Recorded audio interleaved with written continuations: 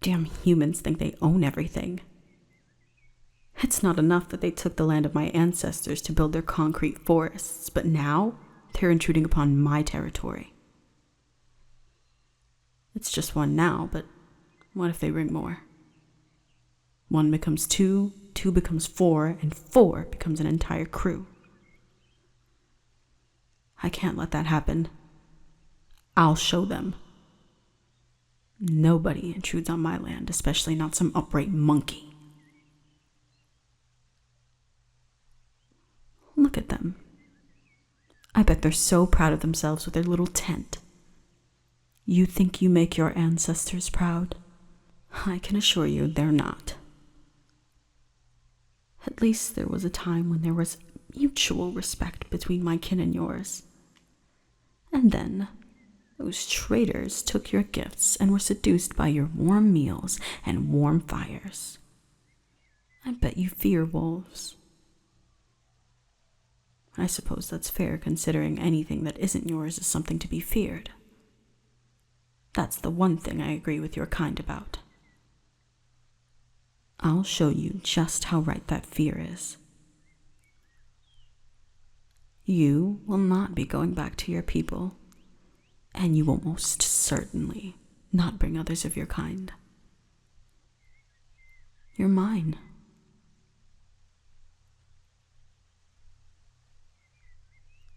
Don't move, don't scream, and most certainly don't resist.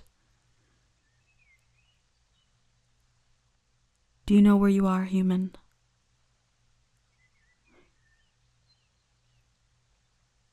Don't get smart with me.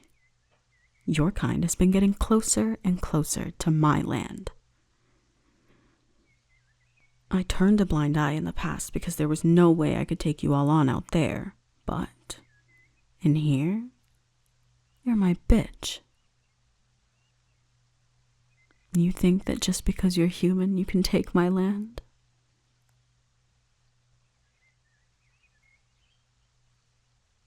Just camping? Your kind doesn't just camp. You go back to your concrete forests and you meet up with your tribe members and you say, "Look at this great spot I found." And then more people show up and they leave their garbage and their filth and they kill my kind. They wipe us out.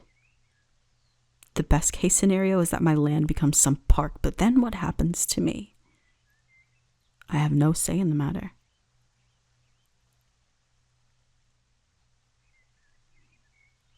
Offer me a job. I have no use for your money, human. This land has sustained me and my ancestors for generations. We've lost so much of it because of rules saying we should be hidden, only taking a mate from humans when they're alone. That's how we survived.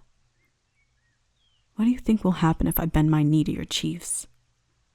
First it's a collar around my neck, and then it's me begging at their feet like whelps. Going all, "Master, master, please give me head pats. I've been a really good girl." I don't think so. No, this is what we're going to do. It's against the law for non-human creatures to kill humans, but in exchange, we're allowed to essentially take one of you whenever we want. I know enough about your kind that superstitions are circulating again. The time of your people who didn't fear such things has passed, and now much of your kind remains scared of the dark. I'm going to move my paw from your back, and if you run, I'll break your legs, understood? Good, human. Now sit.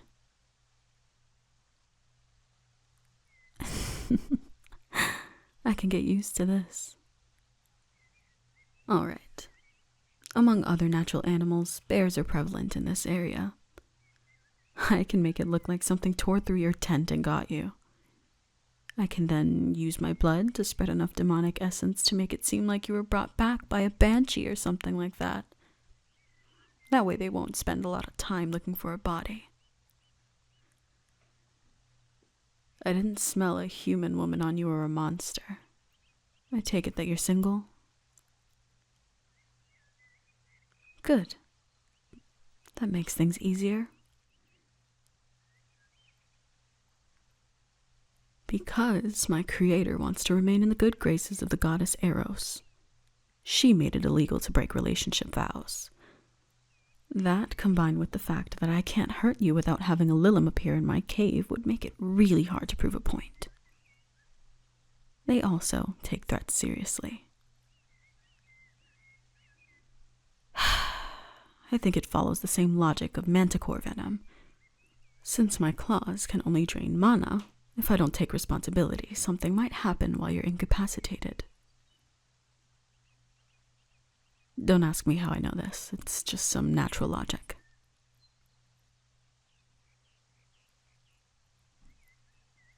I don't care that monsters are already controlling much of your civilization. I'm perfectly content with living out here. Alright, I'm done talking. I want to finish up here so I can go back to my cave. The smell of the city makes me nauseous. Now then, if I was a wild animal hell-bent on eating the occupant of this tent, where would I attack first? Let's see. Eeny, meeny, miny. That seems like a good spot. And now to get in. That should do it. All I've got to do next is use a little bit of my blood to...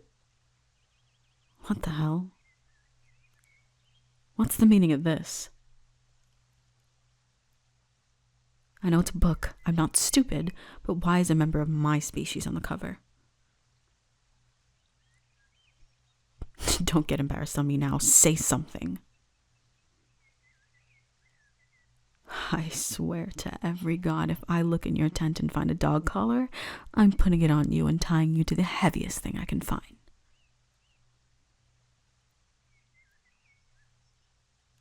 Why would I want to open this stupid thing? I can assure you that I can definitely open this book. I'm very skilled with my paws, I just don't want to humor you. Fine. Open the damn thing. You can't be serious. This is unreal. Human, I need you to look me in the eyes and tell me exactly what your intentions actually are out here.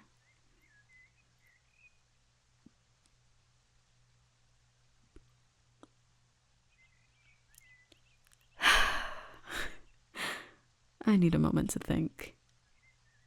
The breaking your legs thing still stands, unlike you if you try and run. I just need a second. Okay, so the human you thought was a threat is actually into your kind. Beyond that, they take orders well. And it might be my imagination, but I think they also trembled a little when I referred to them as good human. On one hand, this is weird, but on the other hand, it's literally a human who is potentially willing mate. Let's weigh the pros and cons here. The pros are that I no longer will have to be the only wolf my age without a mate. I won't have to wrestle them down, meaning the fun part happens sooner. And I'll probably go along with whatever I say. The cons? Well, the only ones that exist deal with the systems that have been built up for years and my own personal beliefs, but they can be considered later. That being said, if I can't think of any genuine reasons now, those cons definitely don't outweigh the pros.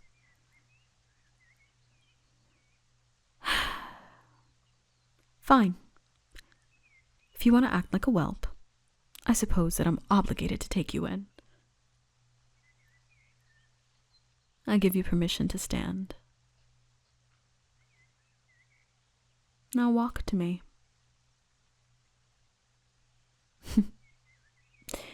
We're gonna go to my cave.